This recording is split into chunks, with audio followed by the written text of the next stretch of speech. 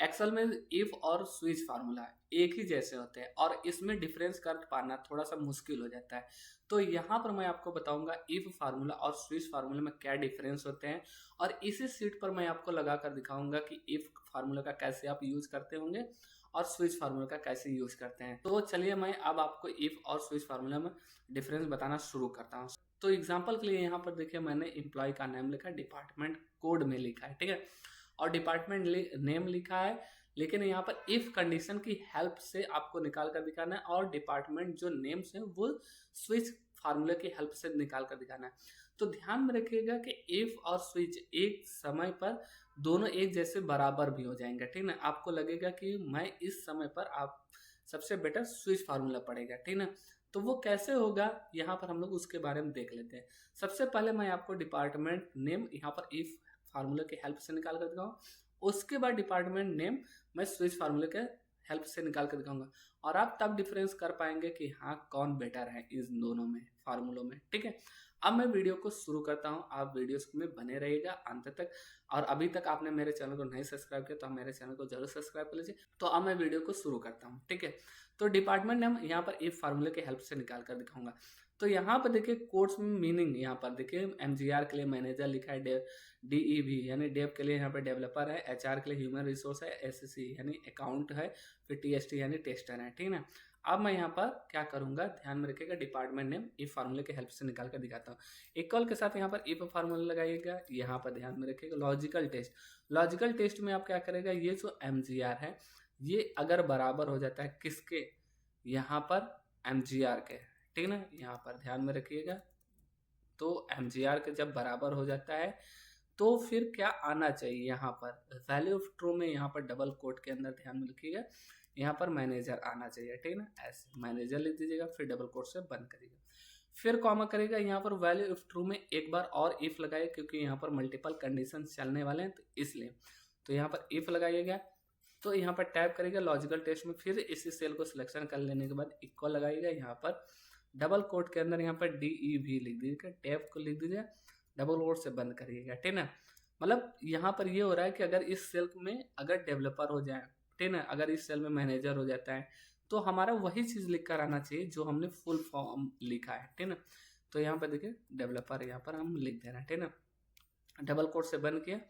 यहाँ पर क्या होगा कि एचआर, तो यहाँ पर फिर से एक बार इफ लगा दूंगा, ठीक है, देखते रहिएगा। फिर अगर यहाँ पर ये जो सेल है बराबर हो जाता है किसके, एचआर के, तो यहाँ पर एचआर जब बराबर हो जाएंगे तो फिर क्या आना चाहिए, यहाँ पर ह्यूमन रिसोर्स आना चाहिए। तो यहाँ पर मैं ह्यूमन रिसोर्स लिख दे रहा हूँ, ठीक है। यहाँ पर देखिए मैंने ह्यूमन रिसोर्स लिख दिया, डबल कोट से बन के, फिर कॉमा करूंगा, फिर इफ लिखूंगा। देखिए यहाँ पर इफ लिखने के बाद अब क्या रहा है, यहाँ पर एसीसी, यानी कि अगर ये सेल बराबर हो जाता है एसीसी के, यहाँ पर देखिए, ठीक है, डबल कोट से मैंने बंद किया, फिर कॉमा किया, और यहाँ पर अकाउंटेंट लिख दूंगा, ठीक ना, डबल कोट के अंदर गया, यहाँ पर अकाउंटेंट लिख दिया, ठीक है, ऐसे अकाउंटेंट लिख दिया, फिर कॉमा किए, फिर यहाँ पर इफ लिखूंगा, यहाँ पर ऐसे ही मैं क्या करूँगा, टीएसटी के लिए लिख दूंगा, यहाँ पर सिलेक्शन करूँगा इक्वल के साथ, यहाँ पर टीएसटी डबल कोट से बंद करने के बाद कॉमा, फिर यहाँ पर टेस्टर मैं लिख दूंगा, टेस्टर ऐसे लिख देने के बाद, अच्छा ध्यान में रखिएगा यहाँ पर डबल कोट्स में इसको बंद करिएगा, ठीक ना, नहीं तो ऐसे दिक्कत करेगा, ठीक ना।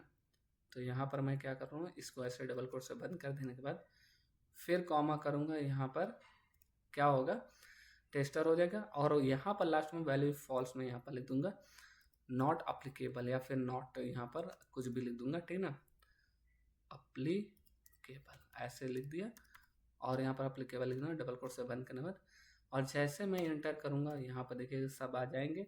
यहाँ पर आपको ड्रैग करके दिखा रहा हूँ, ठीक है, और यहाँ पर देखिएगा इसको इस तरीके से।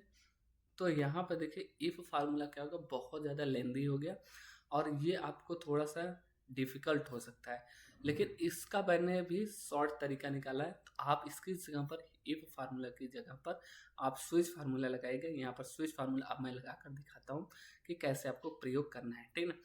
तो इक्वल के साथ यहाँ पर लगाएगा स्विच फार्मूला, देखिए यहाँ पर स्विच फार्मूला आ गया।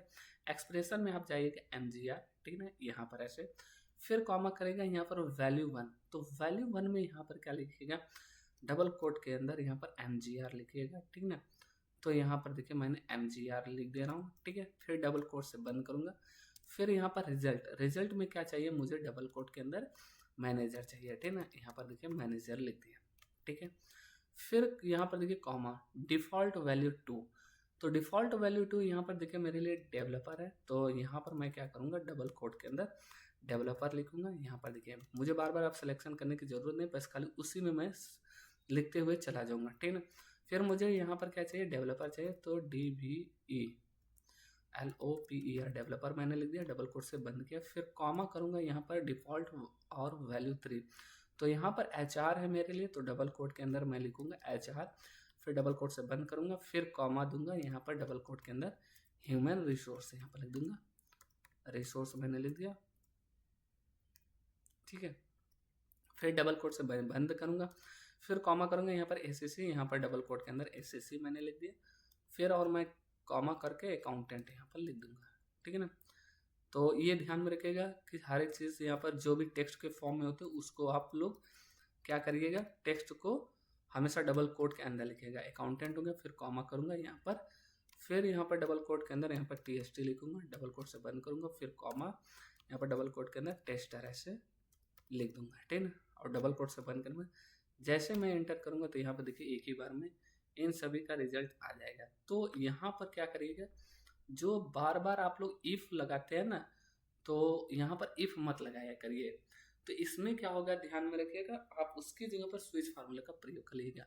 देखिए यहाँ पर XYZ पर देखिए यहाँ पर नहीं है, तो मैं क्या करूँगा, यहाँ पर DEV लिख दे रहा हूँ ताकि आपको ये मालूम चल जाए कि इसके लिए भी क्या होता है। तो देख रहे हैं दोनों आंसर एकदम निकल कर आ गया। अभी तक यहाँ पर मैंने क्या लिखा था, XYZ अगर मैंने लिखा था तो इसमें जब कुछ नहीं पा रहा था डिपार्टमेंट कोड के अंदर, तो यहाँ पर नॉट अप्लीकेबल लिख रहा था, ठीक है। तो आप समझ गए होंगे कि कौन ज़्यादा पावरफुल हो रहा है, और बार बार आप इफ फार्मूला लगाने से आप बच जाएंगे, ठीक है। तो यहाँ पर मैं एक बार फिर से TST लिख दे रहा हूँ, ठीक है ना, थोड़ा चेंज करके दिखा दिया। तो यह वीडियो आपको कैसा लगा कमेंट बॉक्स में ज़रूर बताइएगा। ऐसे वीडियोस को देखने के लिए आप मेरे चैनल को जरूर सब्सक्राइब कर लीजिए। अब मैं मिलता हूँ नेक्स्ट वीडियो में। Thanks for watching video.